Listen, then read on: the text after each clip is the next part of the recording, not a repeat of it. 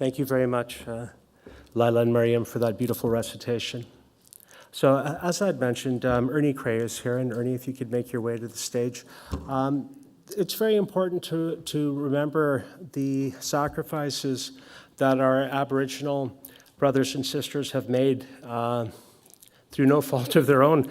The people that came, it was very difficult for them, and they've endured it with grace, with humility, and the humanity that they celebrate through their traditions touches us all. So, Ernie, please.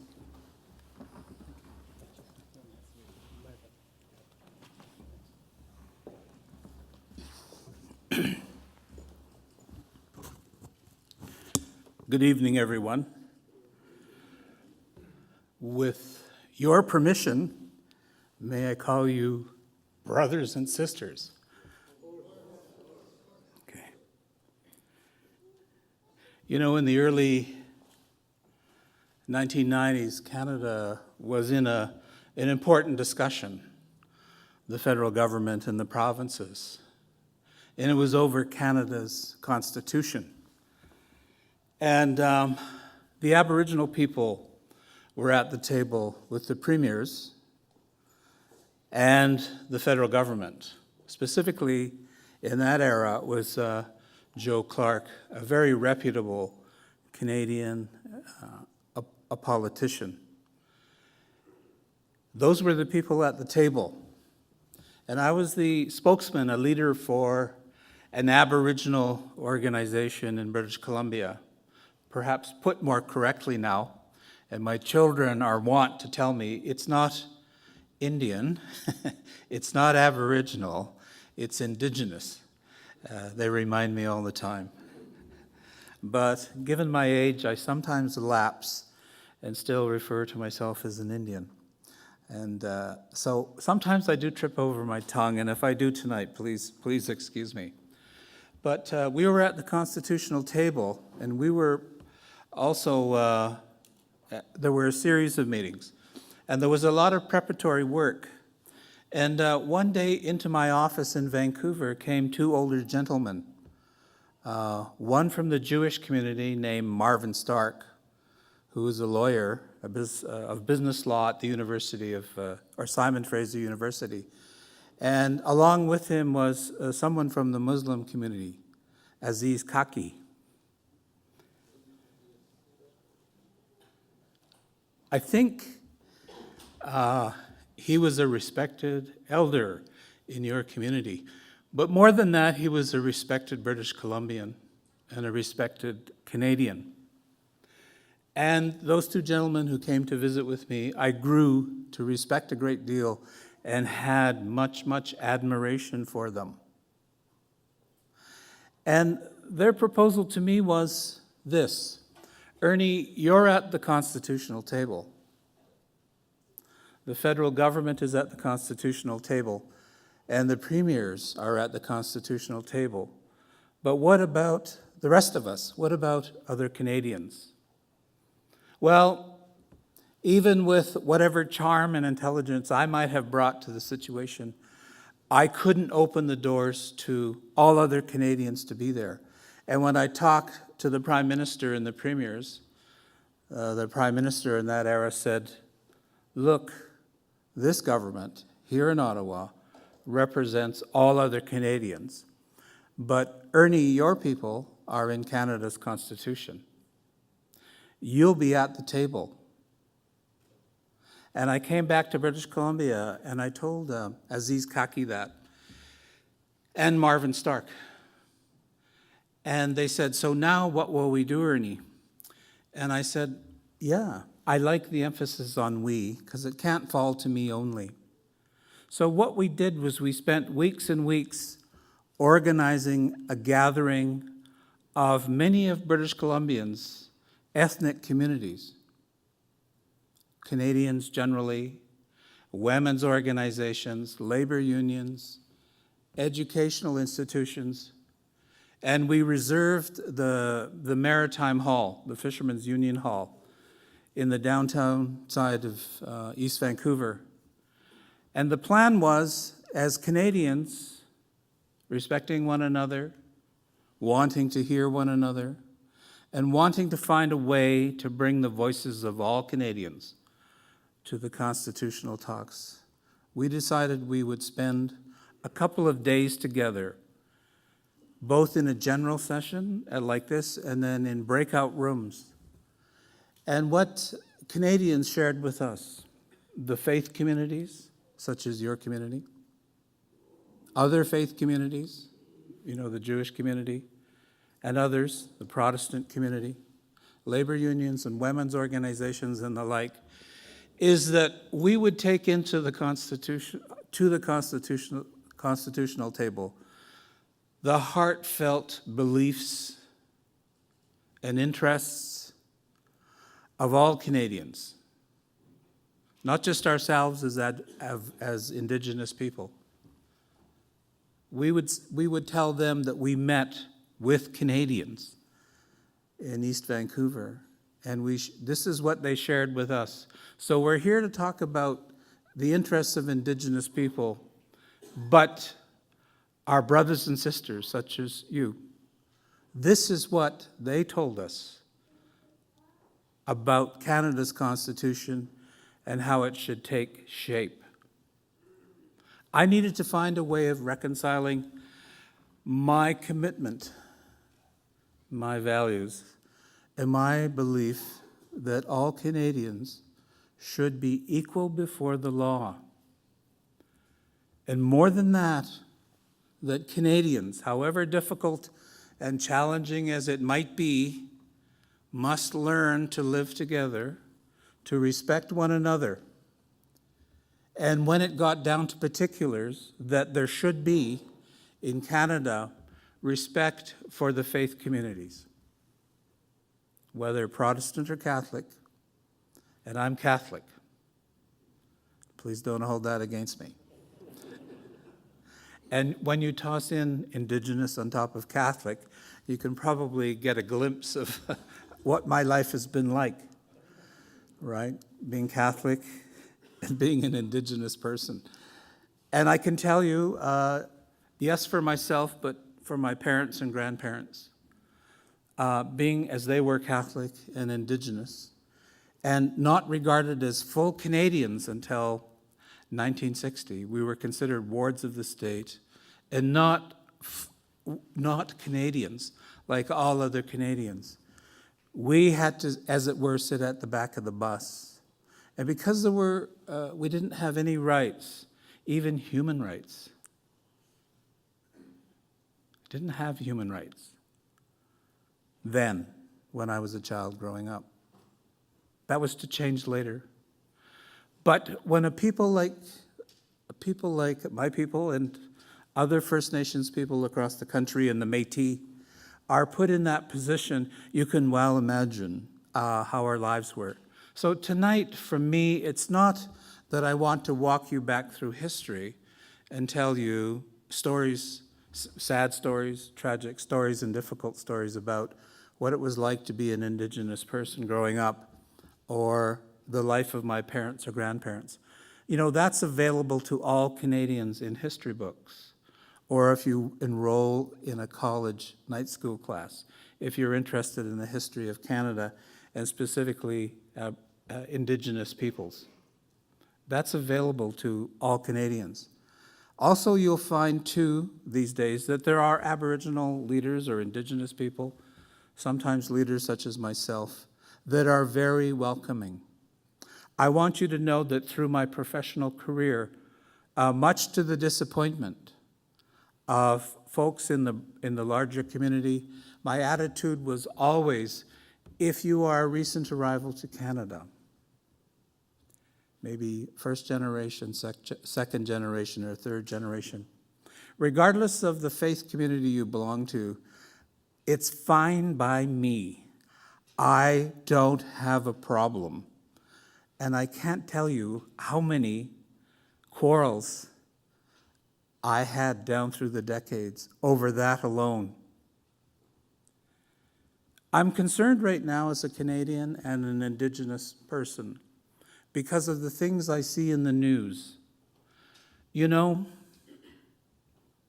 I go home in the evening, I turn on the news, and I see what's going on in the world, and I see what's going on in Canada, I can tell you this: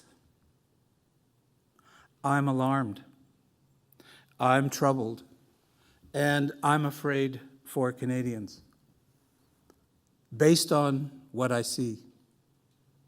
And I don't always put a lot of confidence in necessarily what I see in the news, but I know this for sure, that right now, today,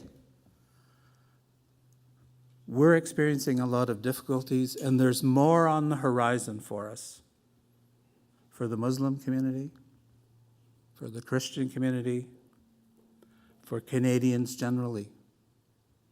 So whenever there's an opportunity like this evening to come and share my thoughts and feelings, my perspectives on Canada and the things that I see going on, you know, I'm about to turn 70 years of age. I've seen a lot. I've worked in many parts of Canada, in the far north, in the prairie regions, the west coast of Vancouver Island, and in my professional career, I've even worked in other countries, such as Mexico. But I can tell you now that we need more evenings, more nights together, like the one we're sharing now. You know, you heard from your host about the loss of life in Quebec. This is the kind of climate that's being encouraged in Canada. And it's being encouraged by some of Canada's prominent political parties. We have a person seeking the leadership of one political party who feels that people of your faith and other people, if they're to come to Canada, they have to demonstrate that they know what Canadian values are.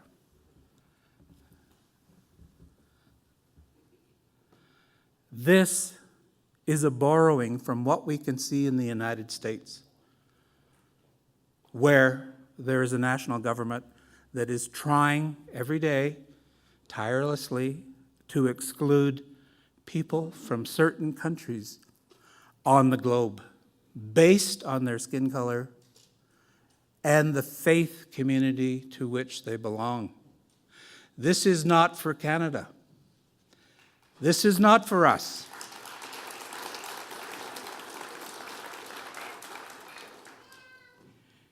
And it's never been acceptable to me, even in a time and an era when we, the Indigenous people, were regarded as the people at the very bottom rung of Canada's political, social, cultural, and economic ladder.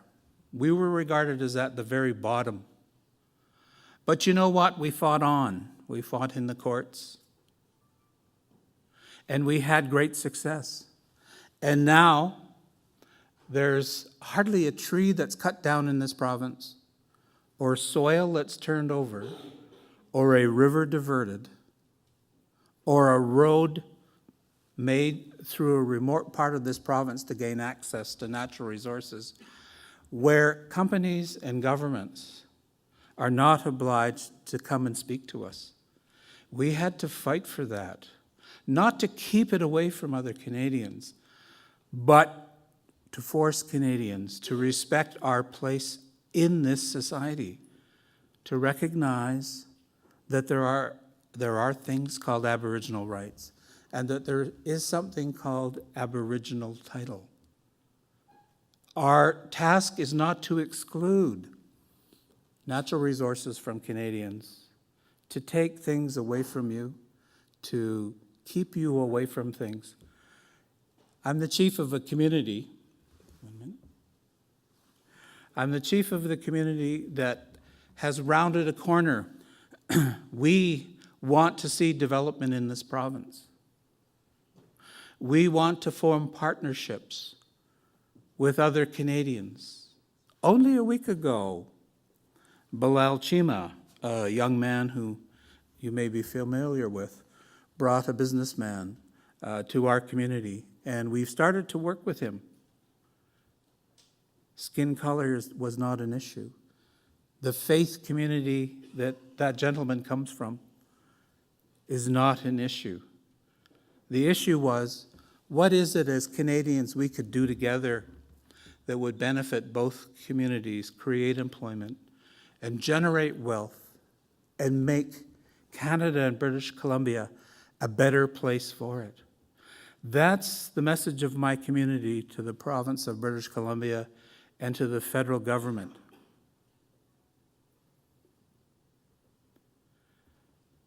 We've worked hard for that. And you know, I'll be damned. As an Indigenous person, to allow, in Canada or British Columbia, the defacement of houses of worship, whether in the Jewish community or in the Muslim community, I'll be damned if I'll sit silently by and say nothing. This is not the Canada I want.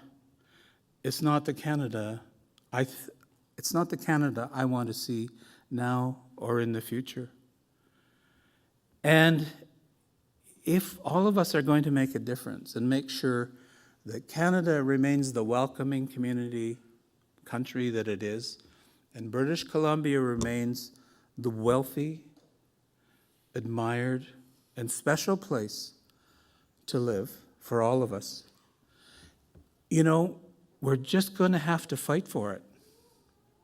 We're going to have to make sure that Canadians respect one another, that they respect your faith community, your values, your beliefs, the cultural life of your community, its practices, and not just tolerate it, but learn to understand it. Learn to reach out from a place of comfort and learn about another community. That's been the principle that I've worked from and with for over 47 years now. Anywhere I've lived, any community in this province or in Canada, when a fist was raised against another minority community or a faith group or women, I was there to say, no, this is not what we do. This is not the Canadian way. This is not the Canadian way. And to this politician that I spoke of earlier, who wants to administer a Canadian values test to people who want to come to Canada, this is not acceptable to me. And I dare say it's probably, very likely, not acceptable to anyone in this room. These people need to be challenged. They need to be stopped at the gate. They need to extend respect to all communities and conduct themselves properly and professionally and ethically and, yes, morally. They need to conduct themselves morally. And here's where I want to end my remarks. There are great challenges ahead for us and for the Muslim community. I know. I travel the length and breadth of Canada. I hear what Canadians say. And while on the whole Canadians are welcoming and friendly and accepting, there are some who are not.